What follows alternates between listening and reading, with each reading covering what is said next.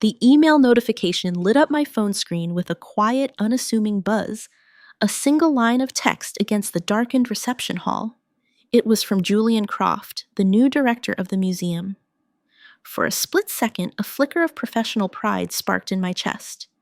He was probably checking in, wanting to know which donors I'd connected with at the Midwest Curators Guild annual gala. I was, after all, representing the institution. My institution.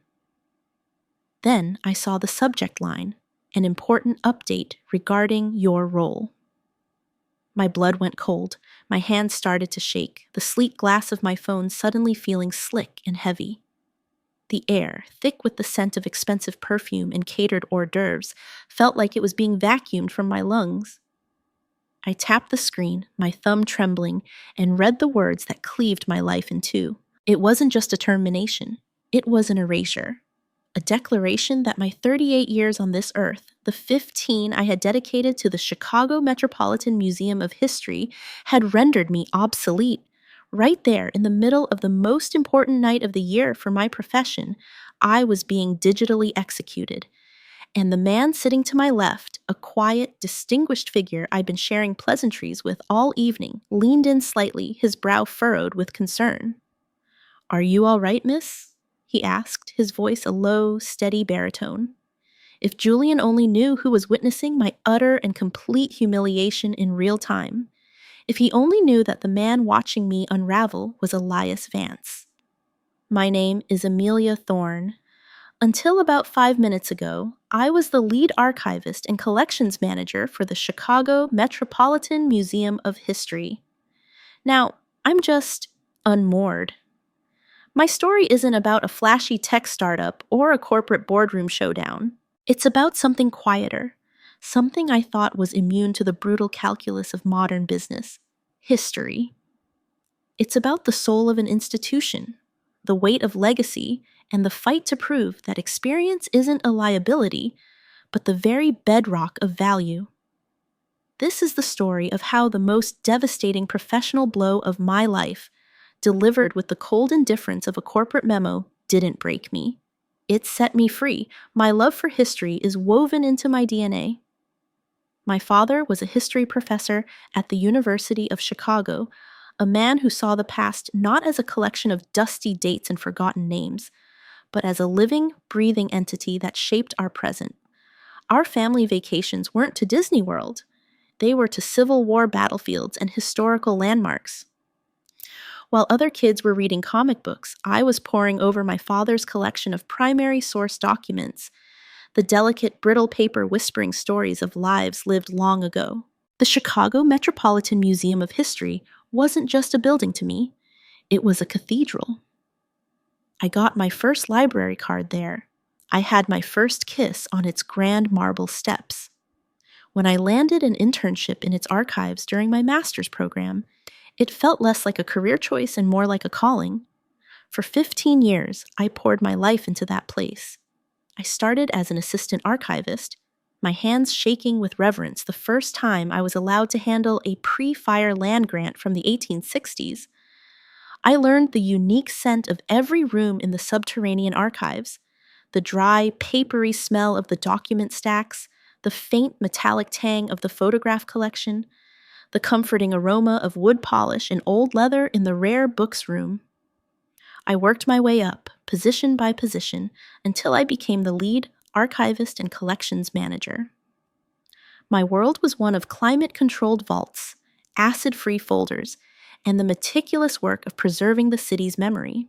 I knew the collection like the back of my hand.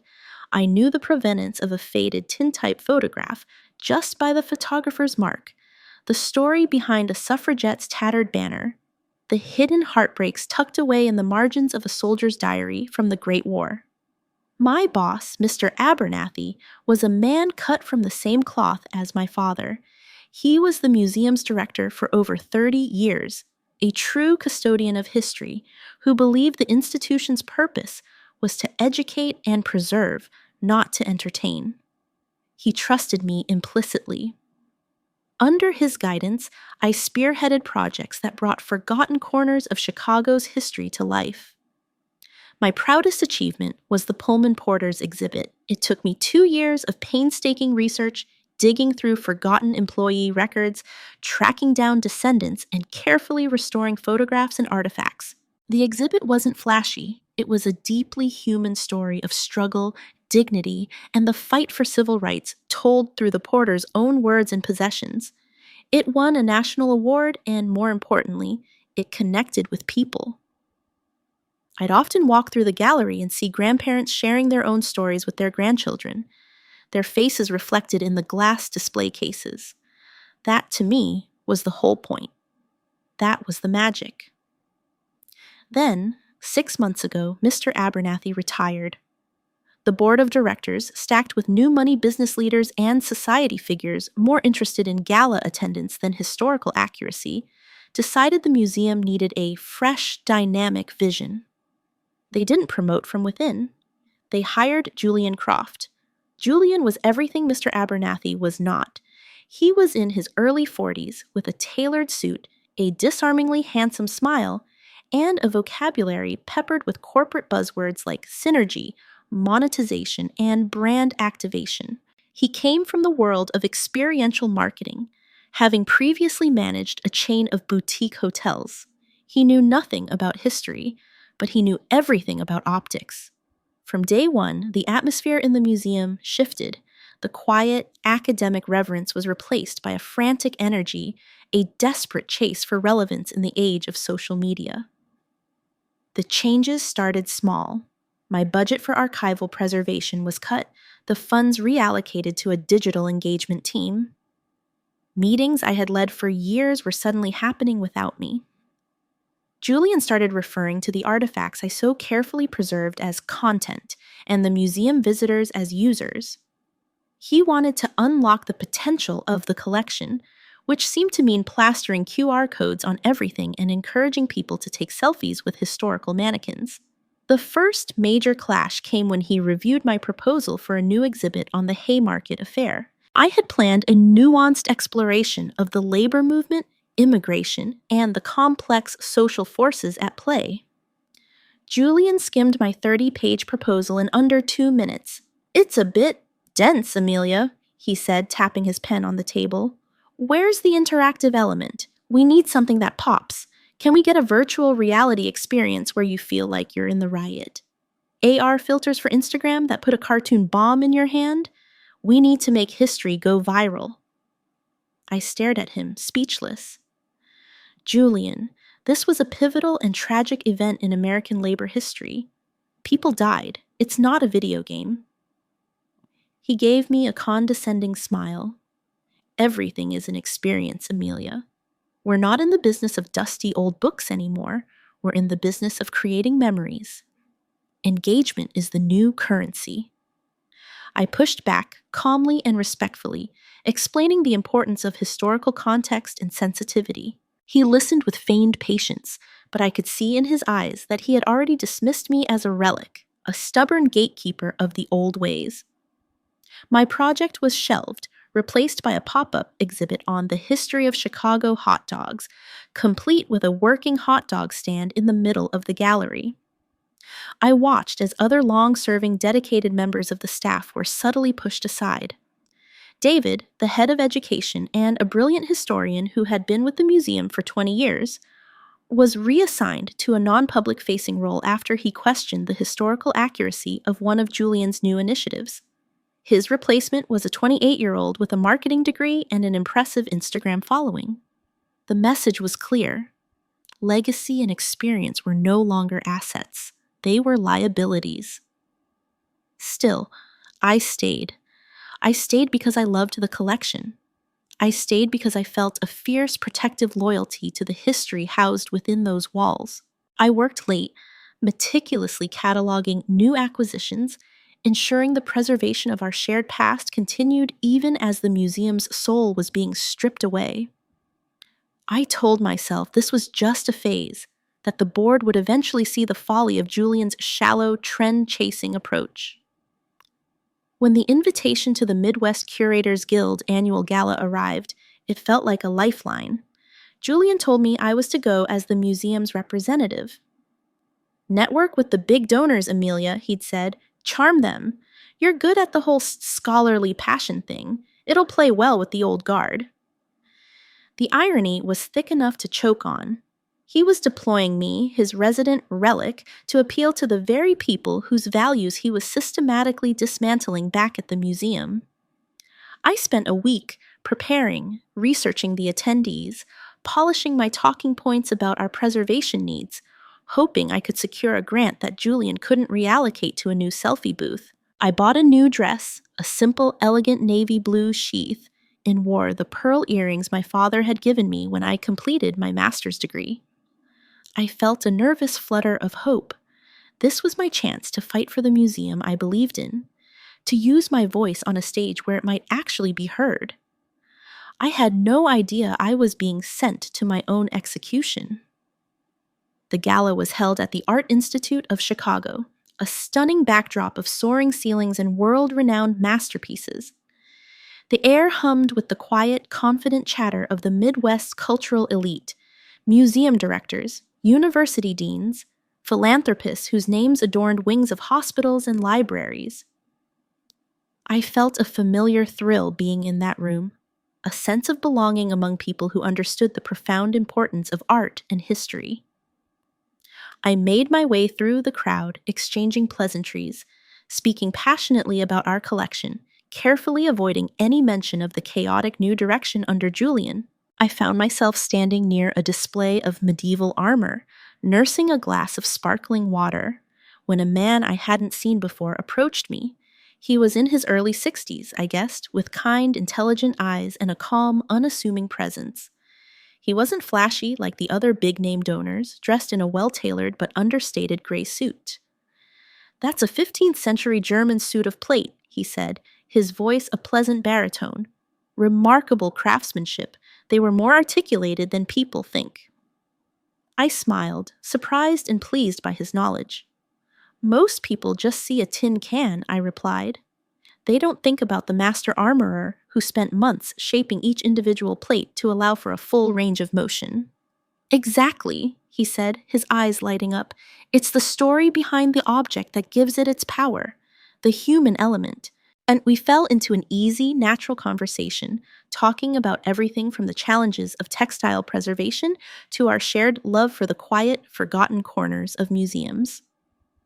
He introduced himself simply as Elias and I as Amelia.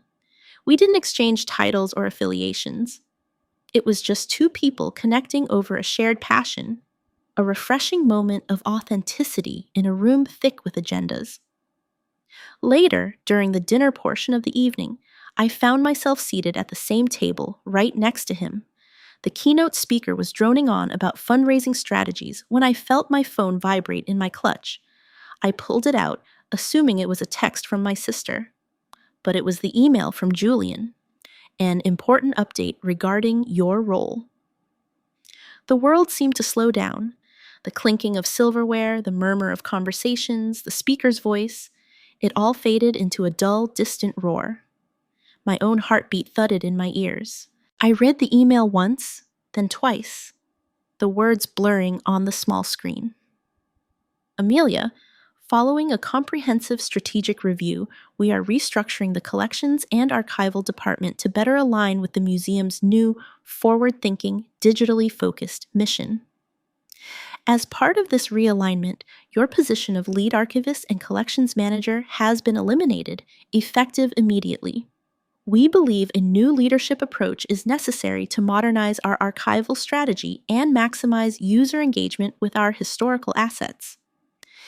This decision is not a reflection on your years of service, but rather a necessary step in our institutional evolution. HR will be in touch tomorrow with the details of your severance package.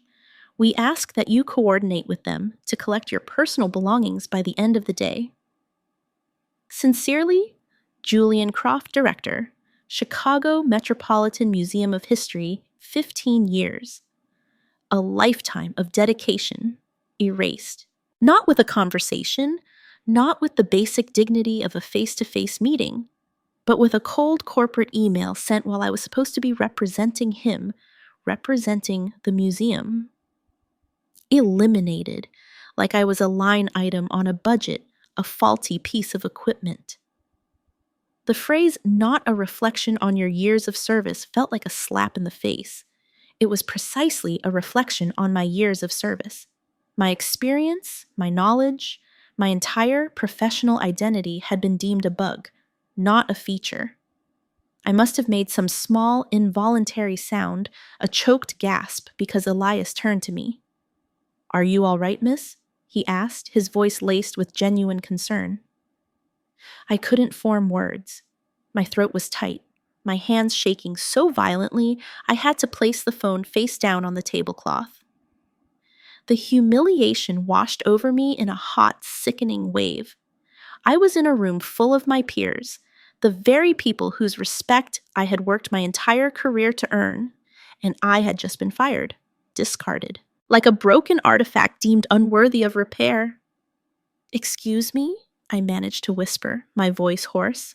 I pushed my chair back and practically fled the grand hall, my heels clicking a frantic rhythm on the polished marble floor. I found an empty alcove near the restrooms, leaning against the cool stone wall, desperately trying to catch my breath. It wasn't just the firing, it was the cruelty of it, the timing. He had sent me here, knowing he was about to do this. He had used me one last time, then cut me loose in the most public and painful way imaginable. My phone buzzed again. A text from Maria, my young, fiercely loyal assistant. "Amelia, what is happening? Julian just held a DEP meeting. He said your position was eliminated. People are freaking out." So my team knew. They were all sitting in the dark, wondering about their own futures, while I was here, stranded at a gala. Another buzz. It was David, my demoted colleague, heard the news. "I'm so sorry, Amelia. He's cleaning house. Getting rid of anyone who remembers what this place used to stand for." The pieces clicked together in my mind with horrifying clarity. This wasn't just about my position. This was a purge.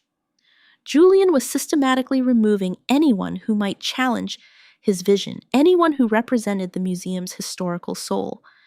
He was creating an echo chamber, filling it with young, eager employees who didn't know enough to question him, who would happily create an AR filter for the Haymarket affair if he asked. I took a few deep, ragged breaths, walked to the ladies' room, and stared at my reflection in the ornate mirror. The woman looking back at me had fine lines around her eyes from squinting at microfilm and a few silver strands in her hair from 15 years of dedication. This was the face Julian had deemed obsolete. With trembling hands, I reapplied my lipstick, a small, absurd act of defiance. I would not let him see me crumble. I would not give him the satisfaction. I straightened my shoulders, smoothed down my dress, and walked back into that grand hall with my head held high. When I returned to my seat, Elias looked at me with an expression of quiet empathy. The keynote speech had ended and people were mingling again. "I hope it wasn't bad news," he said gently, his voice low enough for only me to hear. Something about his kindness, his lack of prying, cracked the fragile shell of my composure. The truth tumbled out before I could stop it. "I was just fired," I said, my voice barely a whisper, but laced with a bitterness that surprised me. "By email, while sitting here. Apparently, my 15 years of experience are no longer aligned with the museum's forward-thinking mission." His eyebrows shot up in disbelief. "By email? During this event?" He shook his head slowly. "That is a failure of leadership I find difficult to comprehend." "He's modernizing," I said, the word tasting like poison. "He's replacing historians with marketing majors. He thinks the secret to preserving history is to turn it into a theme park." I knew I was oversharing, venting to a virtual stranger, but I couldn't stop myself. The betrayal was too fresh, too raw. "May I ask which institution?" he inquired, his tone careful. "The Chicago Metropolitan Museum of History in Chitisi," I replied. I was their lead archivist." Elias went very still, a look of profound understanding and something else, Something akin to disappointment crossed his face. He reached into the inside pocket of his suit jacket and pulled out a simple, elegant business card. He slid it across the table to me. Elias Vance, President, the Vanguard Heritage Foundation. My stomach plummeted. The Vanguard Heritage Foundation wasn't just any foundation. It was the most prestigious and influential private historical preservation foundation in the country. They were the kingmakers, the silent partners behind the most important cultural projects. Their grants were career-defining. Their disapproval was a death knell. My father had revered them. Mr. Abernathy had spent years cultivating a relationship with them, and I had just spent the last 10 minutes complaining about my boss and my museum to their president. "The Pullman Porters exhibit," he said, his voice quiet but firm. "That was your work, wasn't it? I read the feature on it in the American Historical Review. It was a masterpiece of curatorial storytelling. We at the Foundation considered it one of the most significant historical exhibits of the last 5 years." Under any other circumstances, those words, from him, would have been the pinnacle of my professional life. I would have floated out of this gala on a cloud of validation. Now they just underscored the sheer madness of what Julian had done. Thank you," I stammered, my mind reeling. "Had I known who you were, I might have been a bit more discreet." A small, wry smile touched his lips. "And had your director known who you were sitting with," he replied, his gaze steady, "he might have been more discreet too." The full implication of his words washed over me. This wasn't just a personal catastrophe, it was a strategic blunder of epic proportions on Julian's part. The crowd around us began to applaud as the gala's host took the stage to announce an award. The sound was a dull roar in my ears. The world had tilted on its axis, and in the ensuing chaos, a strange, unexpected door had just creaked open. I needed a moment, a real moment, to process not just the end of my career, but the astonishing, unbelievable beginning of whatever was coming next. I excused myself again, this time walking out onto a small deserted stone balcony that overlooked the museum's garden. The cool night air was a welcome shock to my system. I leaned against the balustrade, the engraved stone cold beneath my hands, and tried to piece together the shattered fragments of my reality. My phone, which I'd left on the table, was a ticking time bomb of sympathetic texts and panicked emails I couldn't yet face. For a few minutes, I just breathed, watching the distant headlights of cars on Michigan Avenue, feeling utterly and completely alone. The loss I felt was profound, a physical ache in my chest. It wasn't just about the job, the salary, the title. It was about the work itself. I had been a keeper of stories, a guardian of memory. I thought of the scent of the archives, the weight of a leather-bound ledger in my hands, the quiet thrill of discovering a forgotten detail that changed the narrative of the past. Julian hadn't just fired me. He had severed my connection to my life's purpose. He had declared my passion, the very thing my father had instilled in me, as irrelevant. Nothing personal, his email had implied, but it was the most personal thing in the world. It was an attack on my identity, on my very soul. My phone buzzed again inside my clutch. I ignored it. Then it buzzed again, and again. Curiosity, or perhaps a morbid need to know the full extent of the carnage, got the better of me. I pulled it out. There were messages from my team, from colleagues at other institutions who had already heard the rumors, from my sister demanding I call her. One message stood out. It was from a burner number, no name attached. "Check your personal email. I sent you something. It's a full backup of the Pullman project files and all your research for the Haymarket proposal. He can't take your work. He can only take your job." M. Maria, my fiercely loyal, tech-savvy assistant. She had risked her own job to send me my intellectual property, the fruits of my labor that Julian was so eager to erase. A wave of gratitude, so sharp it brought tears to my eyes, washed over me. I wasn't entirely alone. My phone rang. It was a number I didn't recognize, but the area code was local. On a gut instinct, I answered. Amelia, it's David. His voice was strained. Listen, I shouldn't be calling you, but you need to know. The Harrington Foundation just called Julian. They heard a rumor you were out. They're threatening to pull their $5 million pledge for the new West Wing.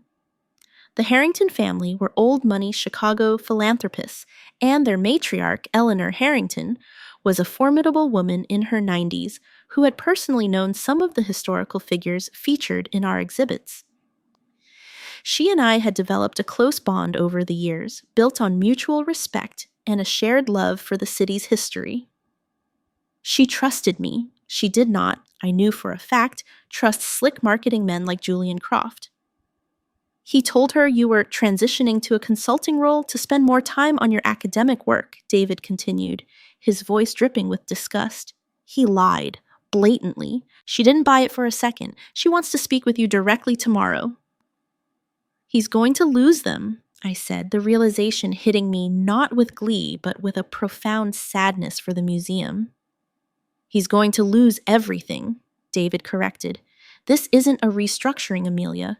It's a suicide mission.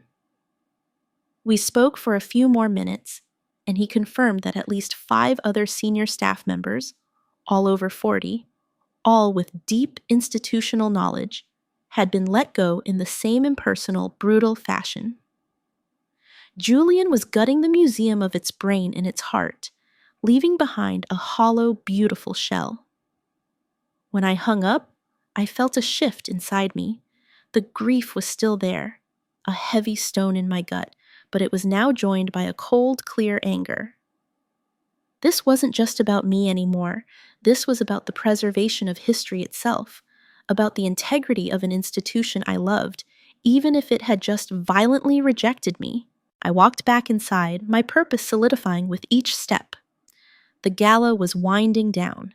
Elias Vance was standing near the exit, speaking with the director of the Field Museum. He saw me approaching and politely excused himself.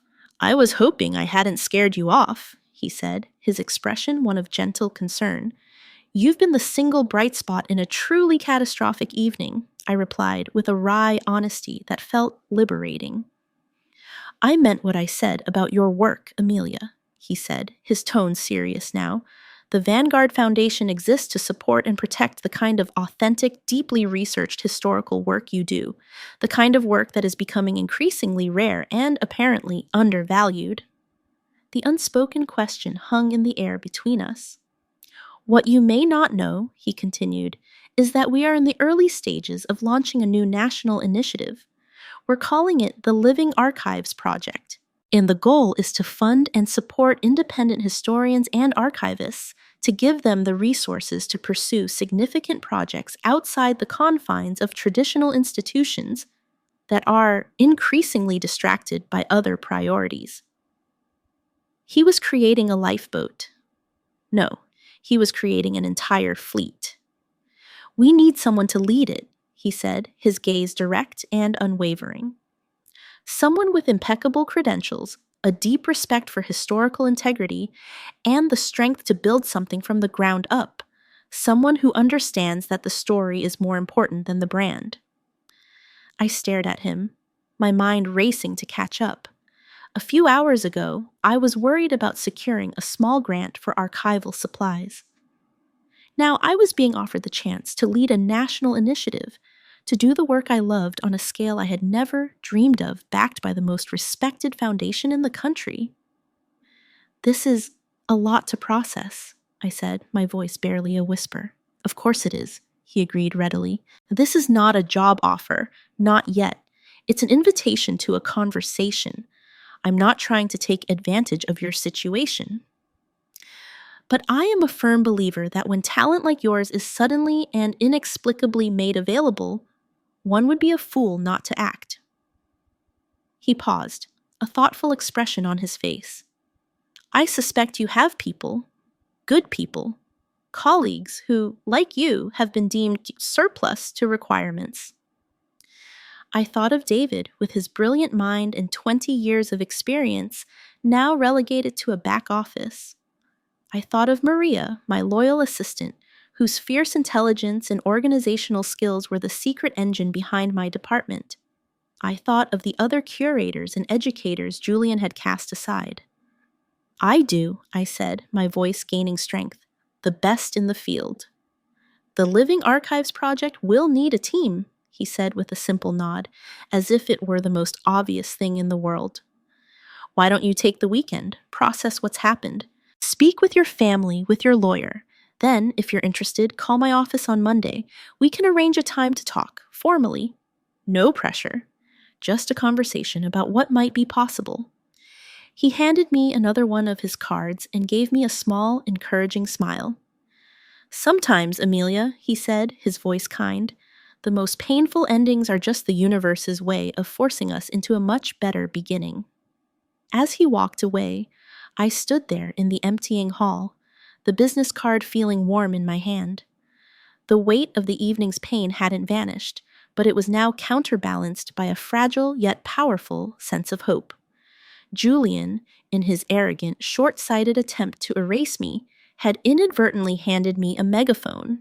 He had tried to bury me, not knowing that I was a seed, and I was about to find out just how much I was capable of growing. The weekend was a surreal blur.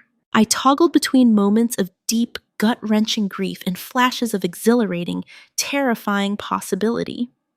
I spoke with my sister, who alternated between righteous fury on my behalf and enthusiastic planning for my new life. I spent 3 hours on the phone with a sharp, no-nonsense employment lawyer who confirmed that while Julian's actions were cruel, proving a clear-cut age discrimination case would be an uphill, expensive, and emotionally draining battle. The severance package is standard but insulting, she advised. The non-disparagement clause is their way of buying your silence. Don't sign anything yet. Let's see what this foundation is really offering. The call from Eleanor Harrington came on Saturday morning. Her voice, though frail with age, was as sharp as a tack. Amelia, dear, tell me what that slick-haired fool has done. I told her everything, without embellishment.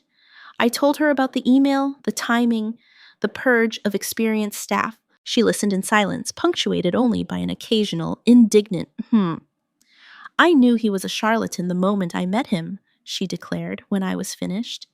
He has the soul of a timeshare salesman. The Harrington family has supported that museum for 4 generations. Not so it could be turned into a damn Instagram backdrop.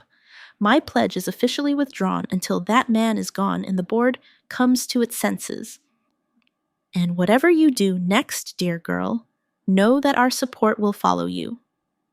Hanging up, I felt another piece of the puzzle click into place. This wasn't just about personal revenge. It was about redirecting the resources, both financial and intellectual, toward work that truly mattered. Julian was hollowing out the museum, and I now had the opportunity to build a new vessel, a stronger one, and bring the best of the passengers with me. On Monday morning, with a knot of nervous energy in my stomach, I called Elias Vance's office. I was put through to him immediately. Amelia, he said, his voice as calm and steady as it had been at the gala. I'm glad you called. I'd like to accept your invitation for a conversation, I said, my voice more confident than I felt. We met the next day at the Vanguard Foundation's headquarters. It wasn't a stuffy, intimidating office building. It was a beautifully restored historic brownstone in a quiet, tree-lined neighborhood, a physical embodiment of their mission. The meeting wasn't an interview. It was a collaborative brainstorming session. For 4 hours, we sat with 2 of his senior board members, sketching out the framework for the Living Archives project. They didn't grill me on my resume, they asked for my vision. What were the untold stories? Which historical collections were most at risk? How could we create a model that supported rigorous, independent scholarship while also making history accessible and engaging for a wider audience, without cheapening it? It was the most intellectually stimulating conversation I'd had in years. I felt alive, my mind firing on all cylinders.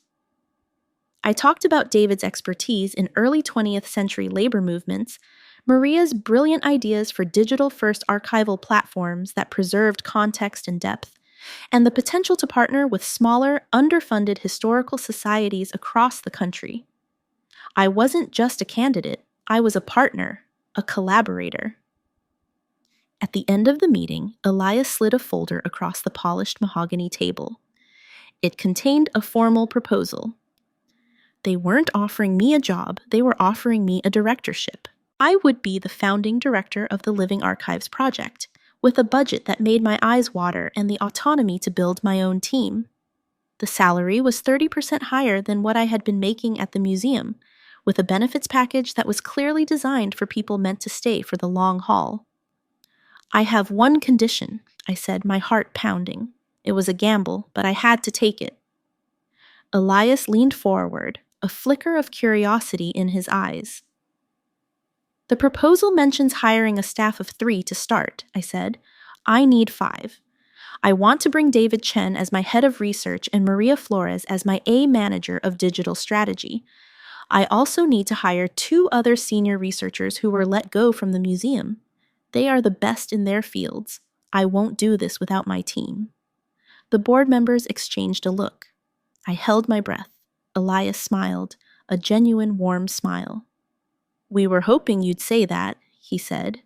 The budget can accommodate it. A good leader knows their strength lies in their team. We're not just investing in you, Amelia. We're investing in your judgment. I walked out of that brownstone into the bright Chicago afternoon, feeling like I could fly. The first call I made was to David. When I told him the news, he was silent for a long moment. I heard him choke up. I thought my career was over, he said, his voice thick with emotion. The second call was to Maria. She let out a whoop of joy that was so loud I had to pull the phone away from my ear. We're putting the band back together, she shouted. Oh, Julian has no idea what's coming. But that was the thing.